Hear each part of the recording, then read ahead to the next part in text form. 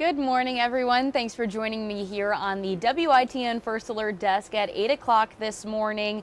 Hope you all are having a wonderful morning so far. I know looking outside in Greenville, things are looking a little bit gloomy out there. We did just have that camera up in Morehead City. I'm going to pop back into it right now.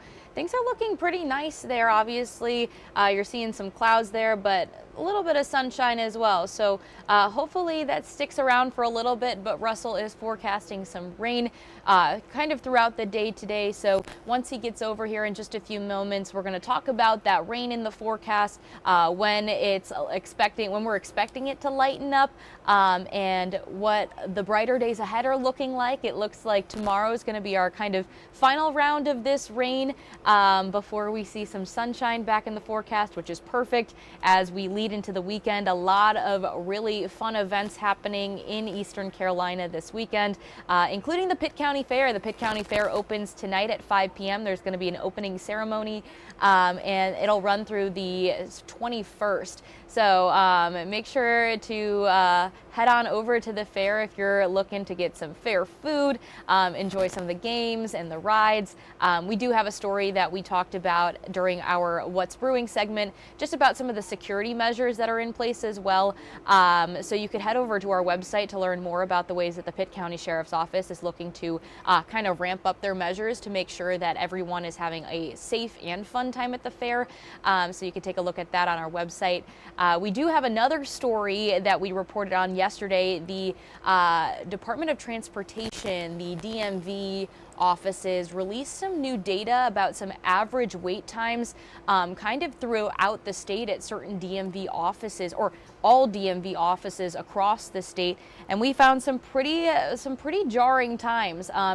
Even here in Eastern Carolina, we saw some average wait times over 2 hours. So we do have a story from Stephen Glover where he goes more in depth about some of the different wait times, especially in Kinston, in Greenville, in New Bern, in Jacksonville, and other surrounding areas, as well as some pretty crazy wait times throughout the rest of the state. So let's take a look. As soon as you walk in and check in at the DMV, the clock starts ticking. But for how long?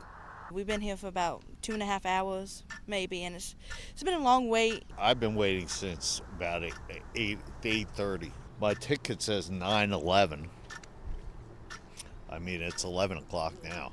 And I still haven't been called.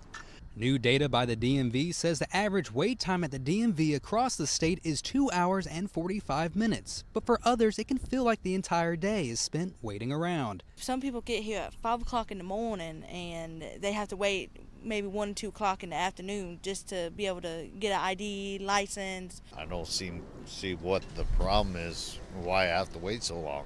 But the wait time can vary based on factors such as the DMV's location, employee staff, and the population of the city or town you're in. The New Bern location takes about an hour. One of the longest wait time in the east is Kinston, averaging 2 hours and 38 minutes. I mean, I would say that's crazy. Maybe an hour at most, just to get all the information processed, but 2.5 hours, that's absolutely not. The data comes from a new check-in system that was implemented during the summer, which aims to provide better information for the DMV as they work to reduce long wait times for customers, aiming for a quick process like one would at a bank. But for now, many places, all you can do is prepare before you make the trip. Get here early, just be prepared to wait. Bring a blanket and pillow if you want to take a nap. Yeah, so I know when I first moved here to North Carolina, I had to get my own ID all done for the state, and I remember walking in I went twice. The first time I was there for about 3 hours, and then I ended up walking out because it was too much, and I really didn't know when I was going to be called. It seemed like there were still a lot of people ahead of me. Luckily, I was able to sneak in an appointment. I found one somebody had canceled last minute, so I was able to get that done.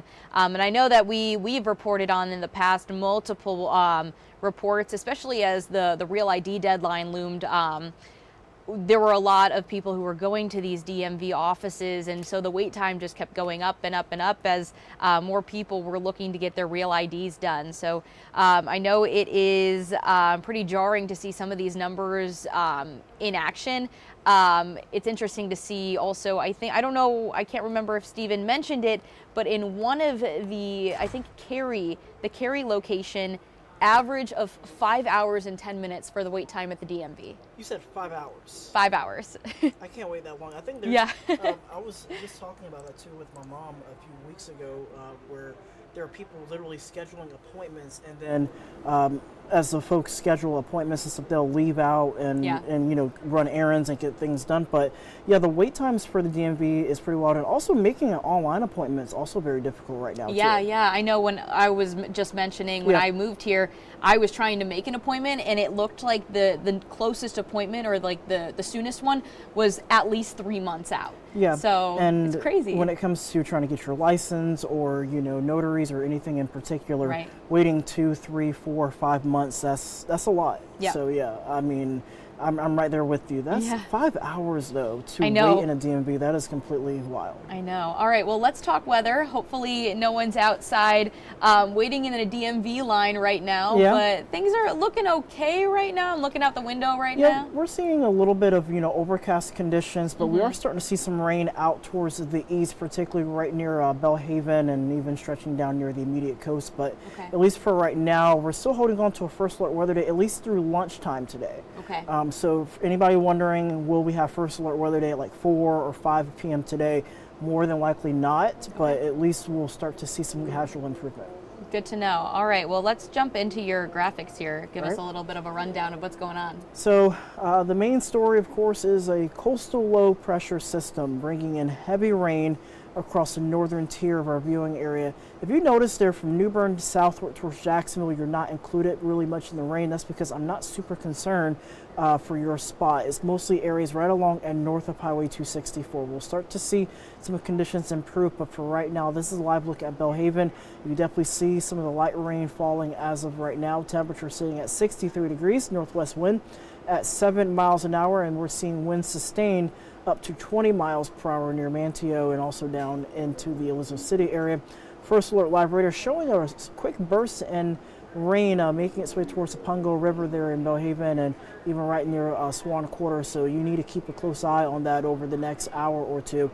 And meanwhile, the main center of the low pressure that was responsible for producing a lot of lightning earlier in Rodanthe is now lifting towards the north. So again, we might see some pop-up showers and occasional rumble of thunder from time to time, but you'll notice how we'll quickly improve as we go towards around 5:30, 6 o'clock, and then as we go into the overnight hours, we'll see some partial clearing, temperatures into the low 60s, and then heading into Wednesday morning, we'll see some improvement, and then we begin to switch the pattern. So that little coastal low overhead over eastern North Carolina, notice how it just quickly departs as it approaches Delmarva and towards Washington, D.C., but then you start seeing those warmer colors arriving as we head into Friday and into Saturday, resulting in southwesterly breezes and high pressure building overhead. That's going to allow rain chances to drop more so down to at least a 30% or less as we head into around Wednesday, and then no rain in the forecast heading into Friday. So some great news of all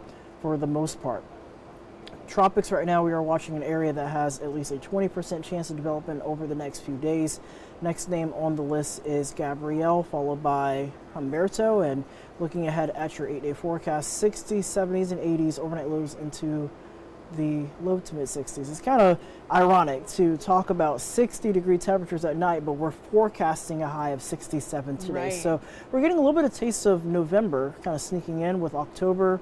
And then, of course, the main appetite, or main dish rather, is of course our late September summer weather. Yeah, and I know that we've been feeling some pretty fall-like weather over the last few weeks, and I'll take it over the hot summer that we had. I don't mind getting a little bit of a head start in fall. I know fall starts next week, but It's been feeling really nice outside. I like grabbing the jacket. I just don't want it to be like a fall tease where we get Right. very comfortable into the nice, comfortable temperatures, and then all of a sudden, out of nowhere, we start heating up in a massive way. So That's true. I don't see any major heat waves coming in this area anytime Okay. soon, but we're going to moderate into low 80s over the coming days. Okay, sounds good. Well, thank Yeah, you, thank Russell, you. and thank you everyone for joining us this morning. Hope you all have a wonderful rest of your day. Stay dry out there, and stay safe on the roads as well. Have a good one.